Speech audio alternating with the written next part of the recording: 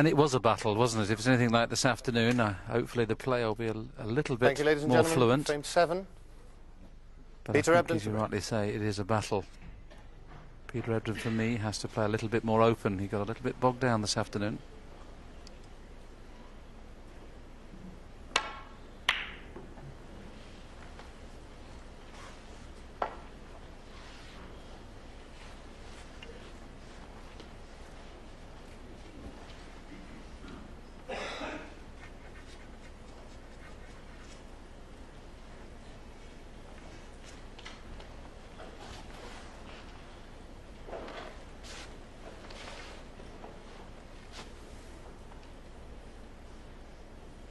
Graham has checked, so this red may cut into the right corner while he's going back to balk.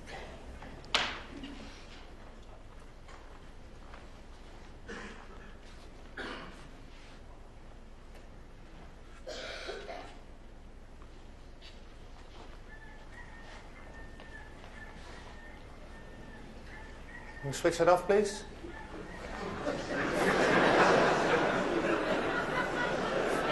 I don't know whether you heard that ring, John. It was like a crying puppy or something like that. Or whether somebody's left something under their seat on purpose, I don't know. No, I think it was one of these dial tones, Willie, on a phone. Ebdon focused.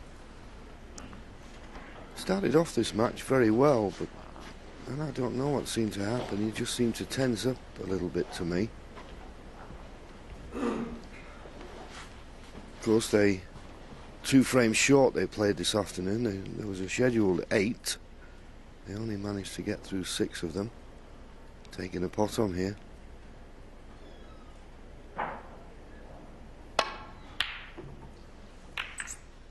Knew as long as he avoided a cannon on another red, it was a shot for nothing.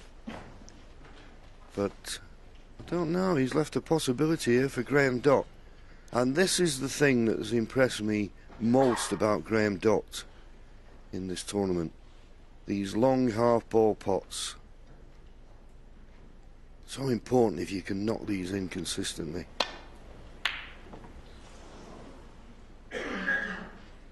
But that one got away.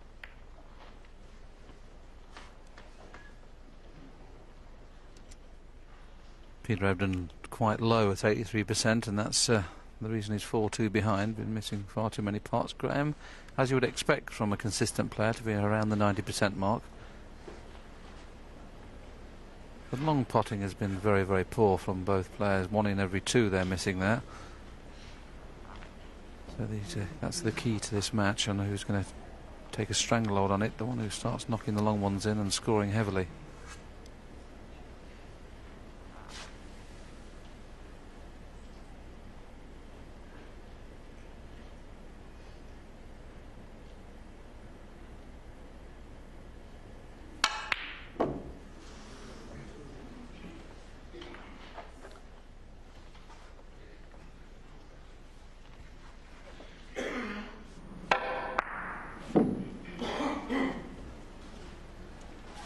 That's becoming a Peter Ebdon special. Like, he's got cue power to spare, so when he plays those, he's always trying to screw the cue ball back to the ball. As long as he gets close to the pot, he won't leave anything.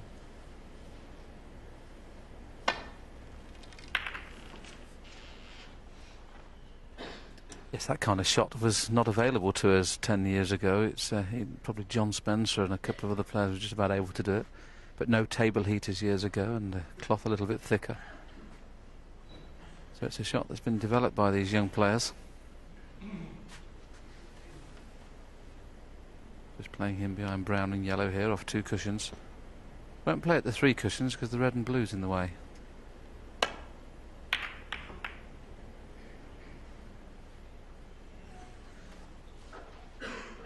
Is this cuttable? If it's not on the cushion, it is.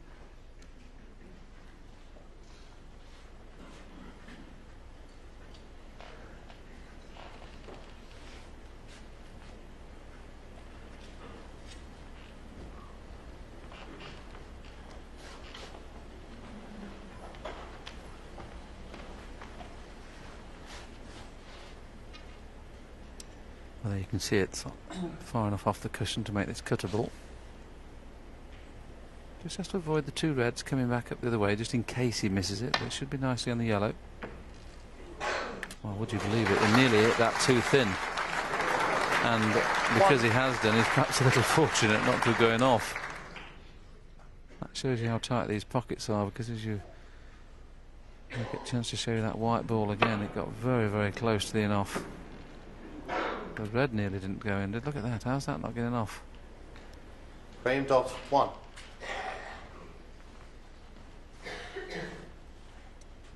Tight behind the yellow was Graham's intention, but just overran it. We've seen both players have a problem today with just rolling up to balls. Make it look very easy, but it is a difficult technique. Yes, it cost Peter Ebdon a frame, actually, because Graham Dott made his break of 56 in frame 5 when he tried to roll up behind the green, didn't reach. Graham took the brown as a free ball and made 56 at a stage of the frame that left Peter needing snookers. And that's the first time Peter's done that all week, so certainly more nerves today than there has been before, which you can expect in the World Championship final.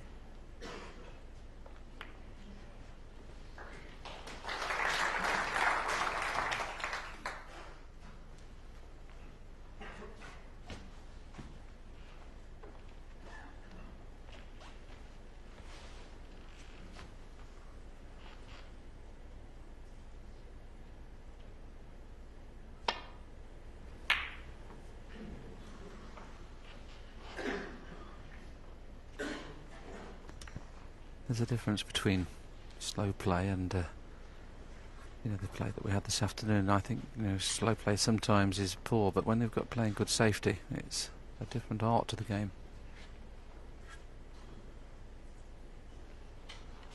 Peter's always likes to take these on and screw back for baulk colour. As long as you catch the jaws, these are okay. If you miss the jaws, you can come back up to the baulk area. Always when you catch the jaws, you've got every chance, but Peter Ebdon's done that about 4 or 5 occasions to date. And John, when the cue ball's running loose, you've got no idea what's going to happen to the cue ball sometimes. No, that's true, and he went in off that time, and I suppose in a way, even though he got fairly close to the pot, it ran into another couple of reds and the cue ball going in off. Could have left something easy. There are pots available.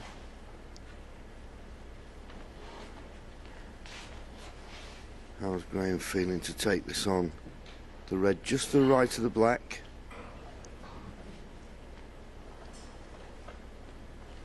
If he just held the cue ball there, he'd probably be on the black.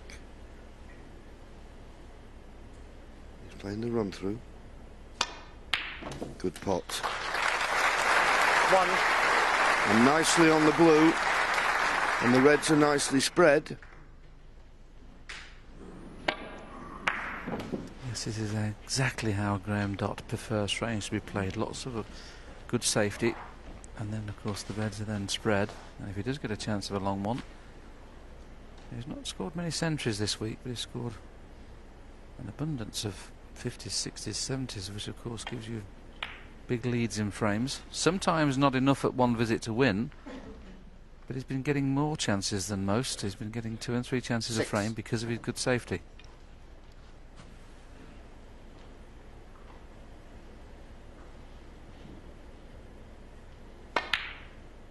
Seven.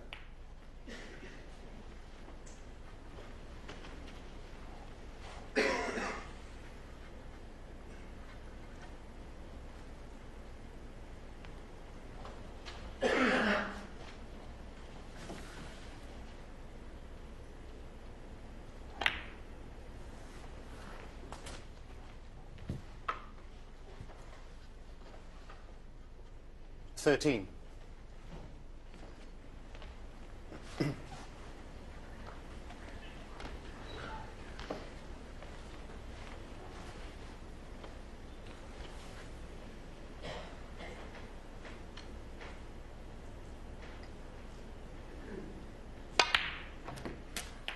Fourteen.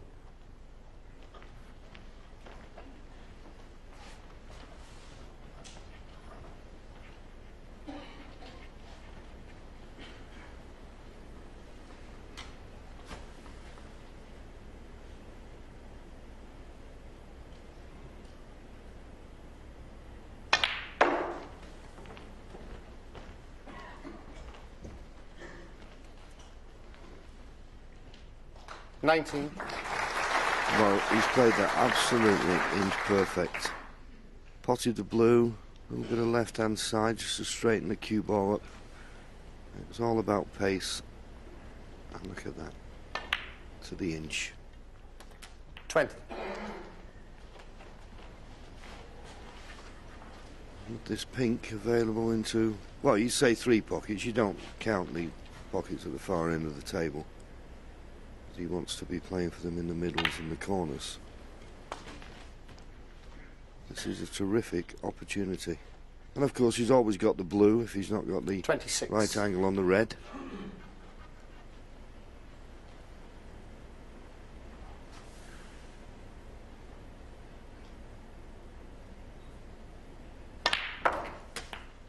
$27.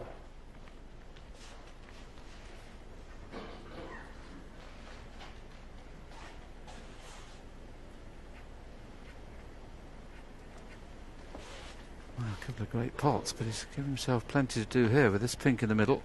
Cue ball obviously running away. He could screw on and off the cushion, but I would think Graham might just play the slow stunt for choice of the red near the baulk line or the one to the right of the pink at the moment. That's that. But the break's only at 33 and he's slightly run out of position. Yes, he's going to have to use the rest here, I feel. He might be able to reach it under normal circumstances, but with that red being on the left-hand side of the table, can he stretch over that?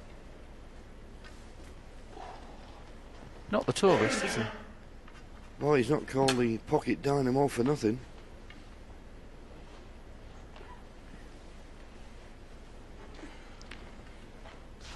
Normally we see them put a little extension to the end of the cue. Well, Graham's trying that, but it's still this red that just makes you a little bit uncomfortable. You're not really getting down on the shot as you would normally.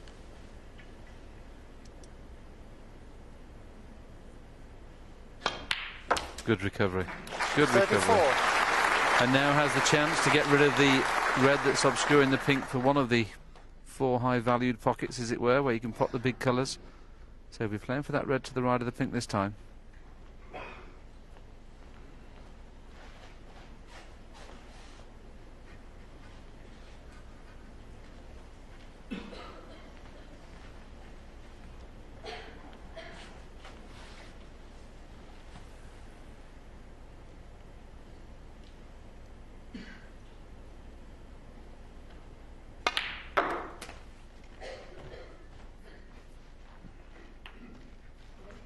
Okay. 40.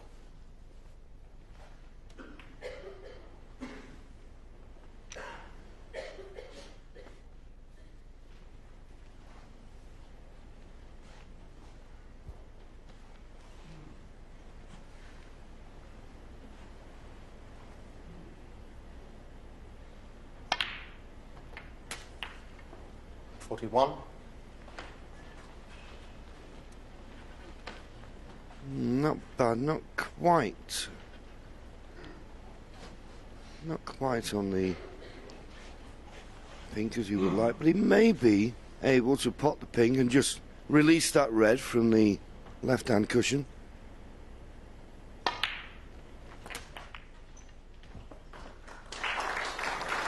And even though he played to knock it towards the middle, the fact that he's called it half ball means it still 47. pots into the corner. And a perfect angle just to stop the white exactly where the red is, and that gives him a good angle on the pink to get onto the red to the right of the black spot. So chance to win the frame now. He's already had 3 breaks of over 50. This red goes in the pink, it'll be another one.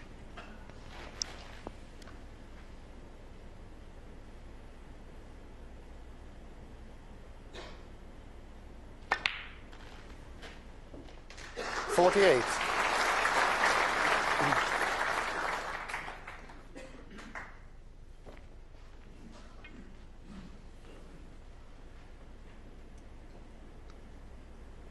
Yes, nice angle on the pink.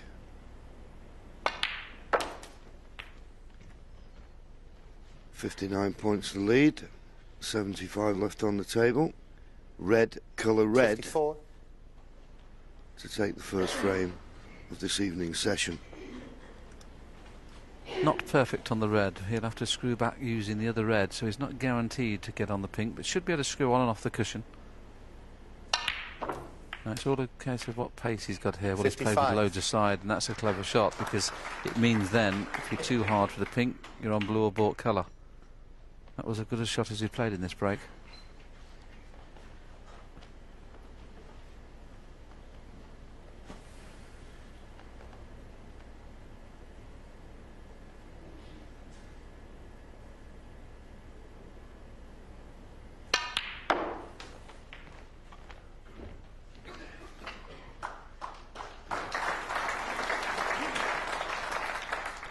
$58.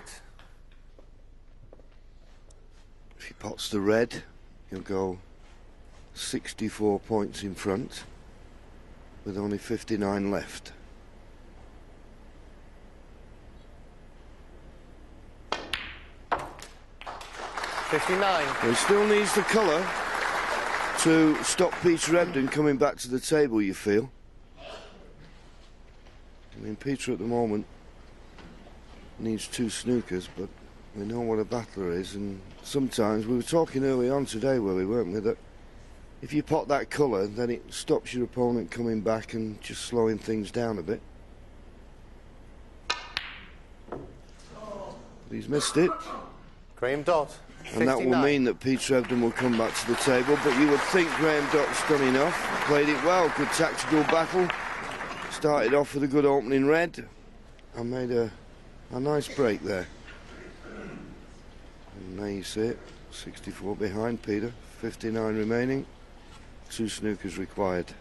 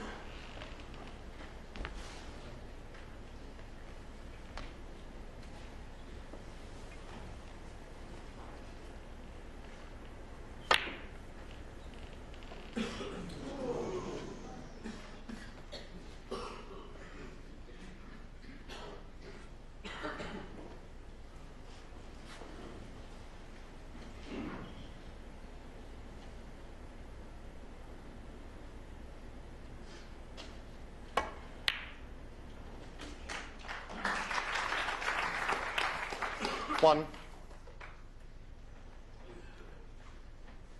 Well, he potted the red, but it was imperative he gets on a colour. If he doesn't pot a colour here, I mean, if he potted the blue, he'd be, well, nearly up to 3 snookers required.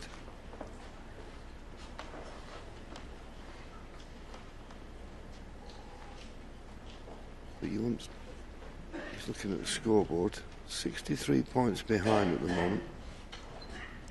There's your match time. It's creeping up, isn't it? Just gone over 3 hours.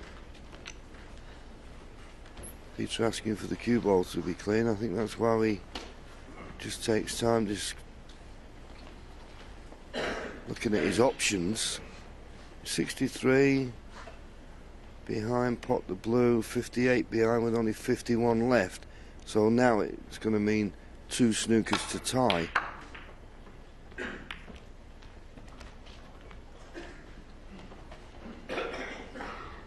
Six.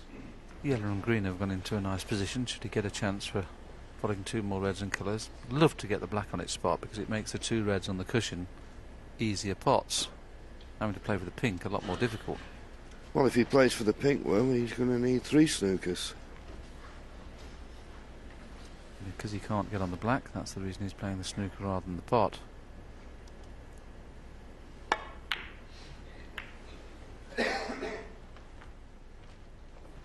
Peter Ebdon. 6.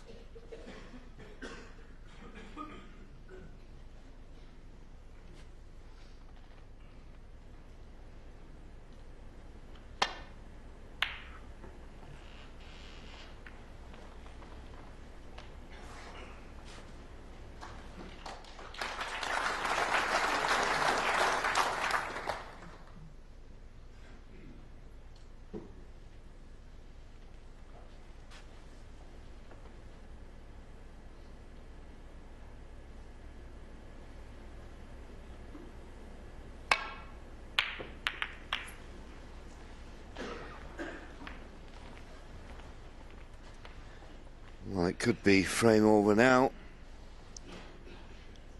What does this red not pot to the middle? Looks like it does. It may not be as easy as it looks on that picture.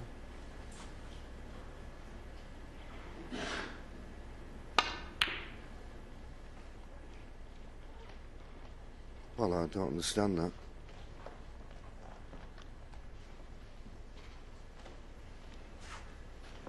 Ultra cautious.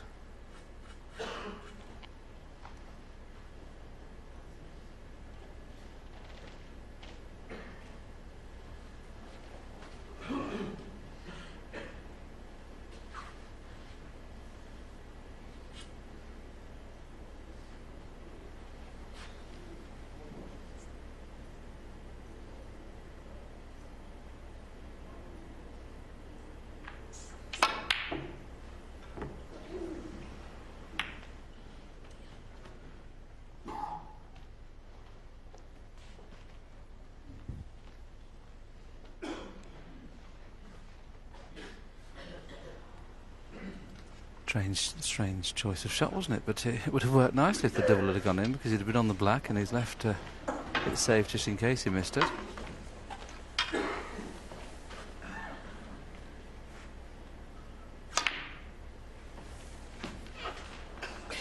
Not taking anything to chance at the moment, Graham. It is the first frame of the evening. It will improve.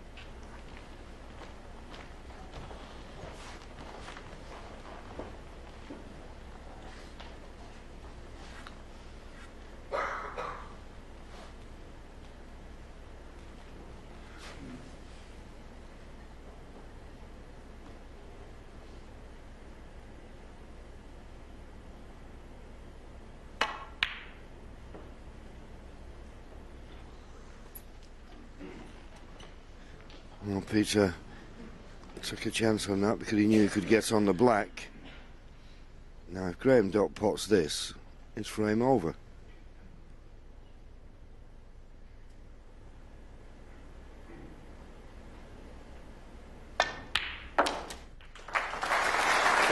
So that's it. For certain, Peter Ebdon won't be coming back to the table, no matter what.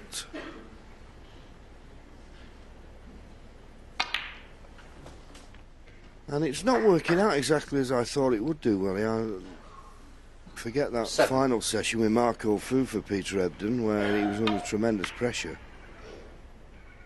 But in the second and third sessions of that match against Marco, he played unbelievable snooker. And I thought that with that win you stay might bring it into this match, but he's not doing. Yes, I think he's just gone negative. You know, he's been playing attacking snooker all week, and I think he just needs to play his normal game.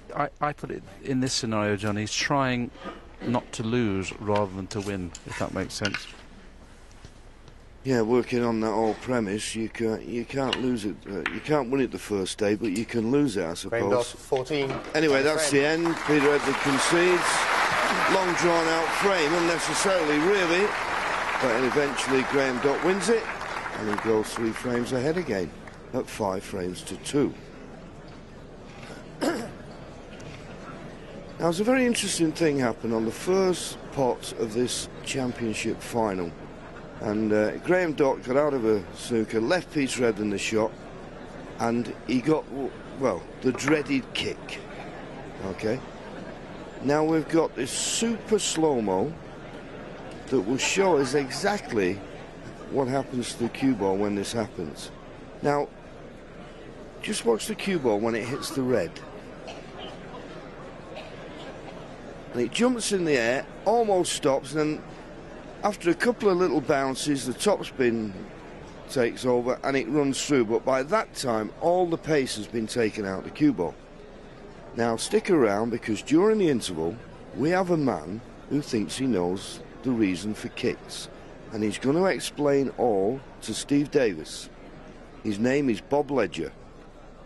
So Steve is going to find out the secret of why there are kicks.